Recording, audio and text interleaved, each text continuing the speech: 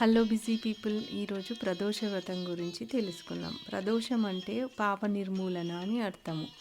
సూర్యాస్తమయంలో చీకటి పడే ముందు ఈ పూజను చేస్తారు. ఈ వ్రతంలో శంకరుణ్ణి ఆరాధిస్తారు. అలాగే కఠిన ఉపవాసంతో శివారాధన చేస్తే అనుకున్నవి జరుగుతాయని భక్తుల నమ్మకం. సూర్యాస్తమయంలో చతుర్థి, సప్తమి, త్రయోదశి తిథులు ఏర్పడితే వీటిని చాలా ముఖ్యమైన ప్రదోష తిథులుగా చెప్తారు. వీటిలో త్రయోదశి నాడు కలిగే ప్రదోషాన్ని మహాప్రదోషమని అంటారు.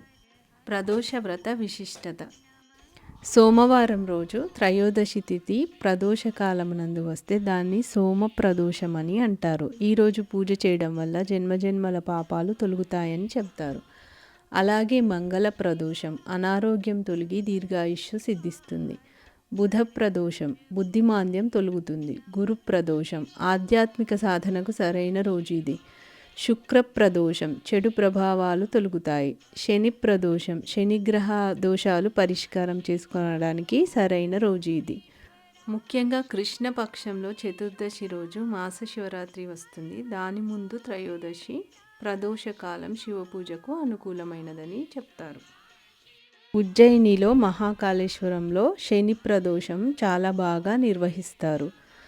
మాఘమాసంలో మాస శివరాత్రికి ముందు వచ్చే త్రయోదశి మహాపవిత్రంగా భావిస్తారు. ఇది ప్రదోష వ్రత విశిష్టత.